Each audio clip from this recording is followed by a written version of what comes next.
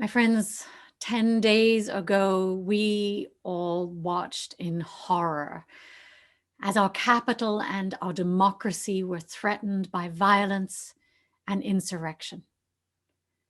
Blessedly, our democracy continues. It has withstood these assault of lies and insurrection so far. Now, we've seen coups overturn governments in other countries. Stuff like this happens elsewhere, right? But not here, not in America. Violence has always been seen politically and culturally like a last resort. Was this a last resort? Armaments and even righteous violence can give people power, but it's not lasting or real power. It doesn't change hearts and minds. It doesn't bring others to your way of thinking. It's not rule by consent. It's rule by power. And it merely asserts strength over weaker, oppressed, or unarmed people. So how do we change people's hearts and minds? What are some alternative peaceful ways for people who are unhappy with the things they are to protest? What are the nonviolent methods to bring about change? Now, certainly nonviolence doesn't have the potential to bring about change with the speed that slaughter and violence does. Yet, unlike transformation by force, nonviolent action can bring about more lasting change. It has the capacity to transform hearts and minds by getting buy-in rather than by ruling by oppression and fear. Now, of course, as people of faith, violent means go against everything that we stand for as Unitarian Universalists. Violence doesn't honor people's inherent worth and dignity. It doesn't create a world community with peace, liberty, and justice for all, as you see on my wall behind me, nor does it respect or value our interdependent web of existence. If we hold in our mind our interconnectedness, our oneness as living, breathing beings on this earth, we wouldn't want to use violence against one another or our earth. Because perpetrating violence against another in word or action actually harms our own bodies, hearts, and spirits. These are the teachings of our great spiritual leaders like Jesus and the Buddha. Gandhi called the Buddha the greatest teacher of nonviolence. In fact, the first of the 5 Buddhist precepts requires not killing any living being. The Buddha exemplified compassion and peace. And likewise, when Roman soldiers came to take Jesus to his execution, he didn't fight back. Instead, he chastised one of his followers for defending him with a sword. Jesus insisted that those who live by the sword die by the sword. And he taught his followers to offer no resistance when confronted with violence. Instead, he nobly asked them to love your enemies and pray for those who persecute you. But Jesus and the Buddha taught nonviolent resistance, not meekness, which is what the Reverend Dr. Martin Luther King Jr. was advocating for too. And as we honor him this weekend, we lift up his legacy of nonviolence. Dr. King was deeply influenced by his spiritual mentor, Howard Thurman, who introduced him to nonviolence in college. Thurman had visited India in 1936 and met Mahatma Gandhi, who taught him about nonviolent opposition. Gandhi frequently used nonviolent means to further his agenda through hunger strikes, silence, and sit-ins. Thurman, a theologian, scholar, and mystic, thought we shouldn't let other people's violence or degrading words invade our inner personal sanctuary of peace and wisdom. His theology emphasized grounding yourself in your own inherent dignity and worth and not letting anyone take that from you. Martin Luther King, influenced by Thurman, met Gandhi in 1959 and returned from India a fully devoted follower of nonviolence. King and Thurman sometimes called themselves nonviolent revolutionaries. They believed that strength comes from a connection to the eternal within. King had also come across principles of nonviolence by reading one of our Unitarian forefathers, Henry David Thoreau's essay on civil disobedience, in college. And this opened his eyes to the idea of peacefully refusing to cooperate with an evil system. In King's first book, Strive Toward Freedom, he wrote, "True pacifism or nonviolent resistance is a courageous confrontation of evil by the power of love." He believed that the Christian doctrine of love, operating through the Gandhian method of nonviolence, was one of the most potent weapons available to oppressed people in their struggle for freedom. Now, though Dr. King had learned intellectually about nonviolent action, one of his first lived experiences of nonviolence was actually the Montgomery bus boycott in 1955. After Rosa Parks' arrest for refusing to sit in the back of the bus boycott continued for 13 months. And it eventually brought about the US Supreme Court ruling that segregation on public buses was unconstitutional. It was a visible example of how coordinated nonviolent mass protest could bring about change. Now, King initially saw nonviolence as a strategy, but soon it became a lifestyle for him. In the face of objections by Stokely Carmichael and others from the Black Power movement, King nevertheless held on to his firm belief that change would not be brought by violent means. He believed that the beauty of nonviolence is that in its own way and in its own time, it seeks to break the chain reaction of evil. If we face evil and hatred with love, he felt, we disrupt the cycle of violence. In his speech, "Where do we go from here, chaos or community?" King said, "I believe that every person who believes in nonviolent resistance believes somehow that the universe in some form is on the side of justice, that there is something unfolding in the universe, whether one speaks of it as an unconscious process, or whether one speaks of it as some unmoved mover, or whether someone speaks of it as a personal God. There is something in the universe that unfolds for justice."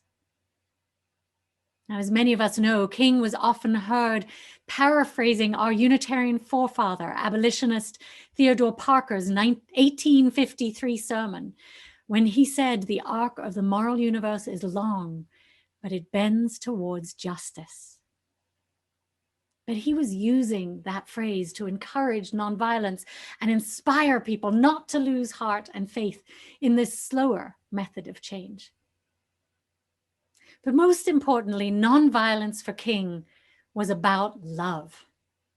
So let's hear thoughts about nonviolence and the power of love directly from King himself for a moment.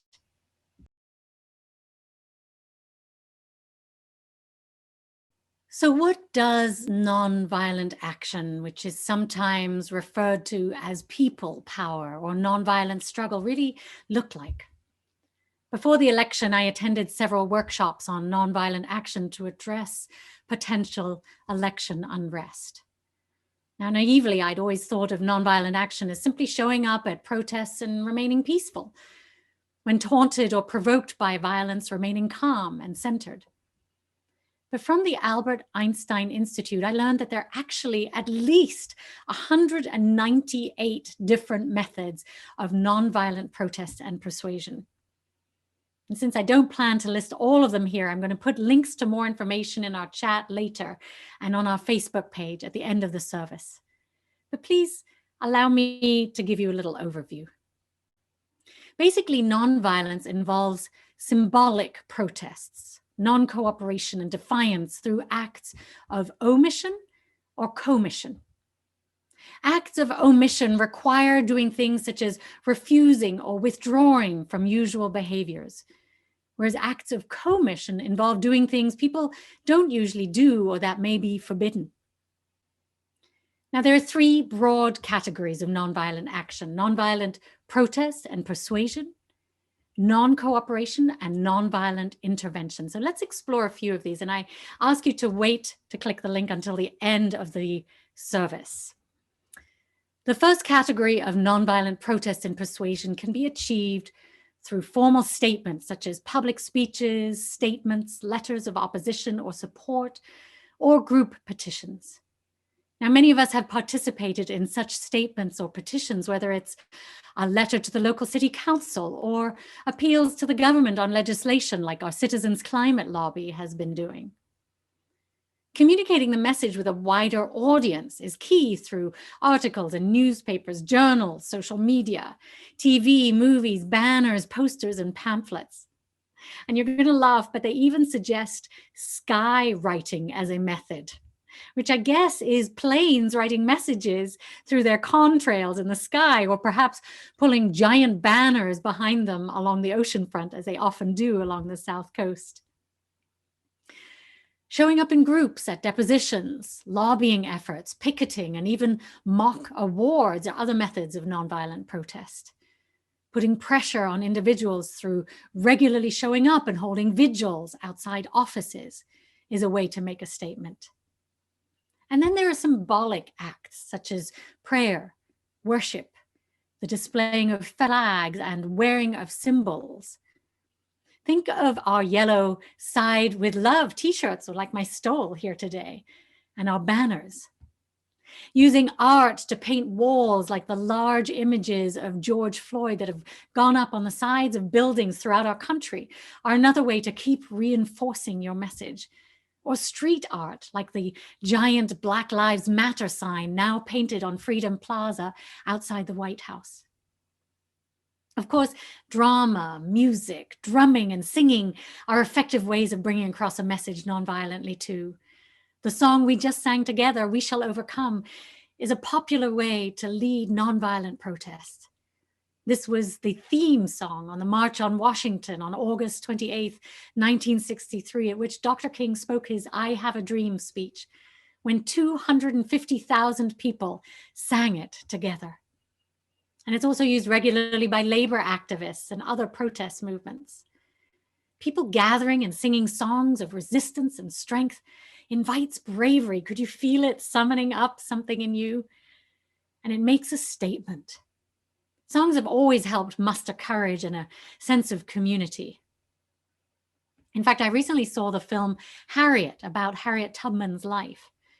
Throughout the movie, you see how songs were used as secret messages of courage, resistance, and hope during enslavement and during the Underground Railroad. This is why we have such a rich collection of songs from the African American tradition, because songs were a way to bring solidarity, hope, and comfort to oppressed people. Then processions, from marches and parades to pilgrimages and motorcades, are another way to protest nonviolently. We need only think of the many recent marches for women, for science, for climate reform, and racial justice that many of us have participated in over the past few years to remember how large marches can bring attention to and strengthen those standing for that cause. And though they may not bring about immediate change, marches nevertheless highlight and bring to public notice the issues at hand. In fact, here's a fun fact. Research shows that only 3% of a population participating in sustained nonviolent action can create a tipping point and change society. So, my friends, let's keep marching. Public assemblies, such as honoring the dead, public lamentation, or holding demonstrative funerals, as well as leading teach-ins, are another way to bring attention to a cause. Equally powerful methods are methods of withdrawal and renunciation, such as walkouts, silence, and renouncing honors. In addition to methods of nonviolent protest and persuasion, there are tactics of social and economic non-cooperation, like boycotts, strikes, and the suspension of social or sports activities. We need only think back to August last year when the NBA canceled its games for a few days to protest yet another police shooting of an unarmed Black man, Jacob Blake, in front of his 3 children. There's even protest emigration by leaving your home country to demonstrate against a particular regime, like Salman Rushdie did. There are methods to oppose large corporations, such as the withdrawal of bank deposits, investments, and as we saw just this week, the refusal to do business with organizations who contravene our values. Several major corporations have pulled out of their agreements with the Trump organization after last week's attacks. And of course, there are nonviolent actions by governments when they form treaties or withdraw from treaties. And I was so excited to get back into the Paris Climate Treaty this week. And there are other ways of placing embargoes or ending trade agreements. Even economic shutdown is a form of nonviolent social action. And then, as we've seen just over the past week, there are approaches of political non-cooperation by rejecting authority, speeches advocating resistance or boycotts of legislative and government bodies. And there's the taking down of symbols and government propaganda, such as the dismantling of Confederate statues that we've witnessed in the past few years. And then there are citizens' alternatives, such as civil disobedience and methods like sportsmen taking a knee to object to racial injustice and bringing attention to ongoing police brutality. We've also seen nonviolent action by government personnel, such as whistleblowers, and the resignation and selective refusal of assistance by government aides. And then, of course, there's deliberate inefficiency and selective non-cooperation by leaders that we've seen so well modeled by Mitch McConnell over the past few years. And there's also international governmental action and pressure in diplomatic relations through severance of diplomatic ties, withdrawal from international organizations, and the refusal of membership in international bodies. Finally, my friends, there are numerous methods of nonviolent intervention. Psychological methods such as fasts, hunger strikes, and nonviolent harassment. I remember seeing the movie Iron-Jawed Angels and watching the excruciating hunger strike that bold suffragists went on to secure the vote for women around 100 years ago. Physical and social methods such as sit-ins and stand-ins and pray-ins and walkouts are other methods, as are economic and political interventions such as defiance of blockades, alternative markets, and disclosing identities of secret agents. These are just some of the 198 methods listed by the Albert Einstein Institution. If you want to explore them further and see more methods, you'll see the link in your chat for the end of the service. My friends, as we face escalating violence these days, an important skill is also to know how to de-escalate a situation. And to de-escalate, it's really important to slow things down. First of all, we need to ground ourselves in mind, body, and spirit. And then it helps to find common ground and diffuse others through curiosity or listening, even some gentle humor. You can also try and lower the temperature in a conflict through distraction and reducing tension. But at all times, we want to help facilitate people having access to the ways they most deeply really want to show up. And it also helps to remember our own goals and values. What is motivating you? If we don't have a worthy goal in mind, we turn into instigators instead of de-escalators. If our goals are justice, human dignity, responsibility, democracy, peace, and nonviolent change, then we have to embody these goals. Now, of course, righteous or well-earned anger may be justifiable, but it's best not to display that in a space when it could heighten or escalate tensions. So if a situation is potentially dangerous, then it's most important to reduce tensions and become as calm as possible to try and restore peace. So as we gather here this morning to consider how we can work for change nonviolently, and with potential threats of violence coming up this week, I wonder if there isn't a more peaceful alternative to work for the change some people hope for.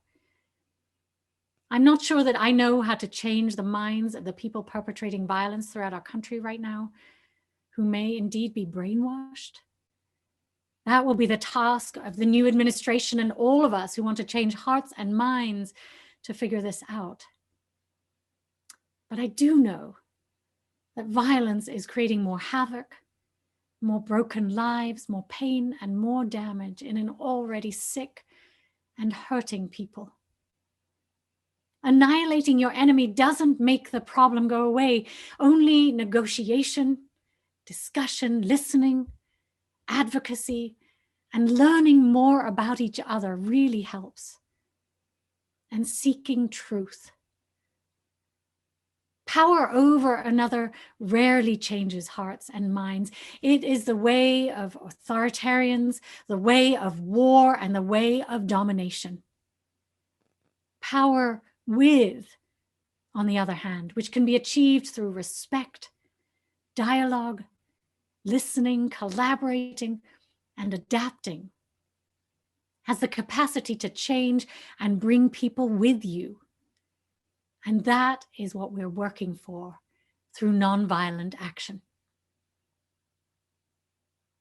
So, my friends, to practice the love we preach and grow in our capacity for nonviolent action, I invite all of you here to join us for the UUA's 30 Day of Love program, which begins today. Each week focuses on a different theme, beginning with living our values in the world, then hospitality and inclusion, followed by educating for liberation, and finally, restoration and reparations. There are interesting, fun activities, videos, and articles for you on the site, and you can get more information at this link in the chat. My beloveds, as we approach the inauguration of our new president this week and celebrate Martin Luther King Day with a National Day of Service tomorrow, may our country be inspired by the example of spiritual and political leaders like Martin Luther King Jr., John Lewis, Howard Thurman, and Mahatma Gandhi. May there be peace in our land, and may we always lead with love. Amen. May it be so.